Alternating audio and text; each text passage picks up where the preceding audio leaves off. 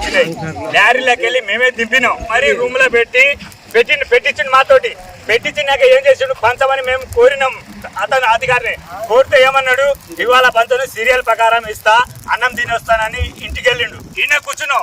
అయితే అంతగా 5 అయింది, పని చేసినాం, అక్కడ పోయినాం. మళ్ళీ తెల్లారి వచ్చినా కూడా మళ్ళీ పంచ అంటే లేదు, పంచను ఆగు, ఇంకా 5,000 బస్తాలు తెచ్చుకున్నాక 10,000 బస్తాలు ఒకటేసారి పంచుతా, ఈ బస్తాలు ఎటు సరిపోవని నిన్న పొద్దుగుయిందాకా 5 దాకా మళ్ళీ ఇక్కడనే ఉన్నాం.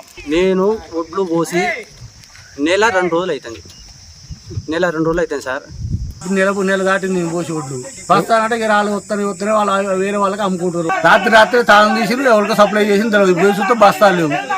దొంగలు పడ్డారు అంటారు. దొంగలు పడి తాళం పాలు కొట్టాలి. దొంగలు పడి తాళం తీసిరు, మన బత్తాలు తీసుకొని తాళం వేసి ఉంచారు. ఇప్పుడు ఎవరు అటు ఐకేపీ సెంటర్ కాదు, ఒక్కరు కూడా లేరు, మెయింటైన్ చేసే వాళ్ళు ఎవరు లేరు. దానికి బాధ్యత ఎవరు వహించాలి?